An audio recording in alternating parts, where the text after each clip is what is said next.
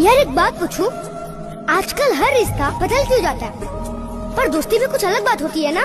बिल्कुल यार, दोस्ती वो रिश्ता है जो खून से नहीं दिल से चलता है, जहाँ ना कोई शर्त होती है और ना ही कोई मतलब। सही कहा तुमने।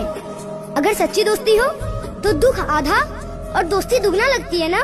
और जब दुनिया मुंह मोड़ लेती है तब वही दोस्त पीठ थपथपा कर कहता है मैं हूँ ना तेरे साथ। यार दोस्ती मतलब वो साइकिल की सवारी, आधी टिफिन में लड़ाई और बिन वजह की हंसी। और आज जब सब बड़े हो गए हैं तब वही दोस्त पराया बन गया है। कभी दूर मत होना मेरे दोस्त, क्योंकि तेरे जैसा दोस्त मिलना आसान बात नहीं है।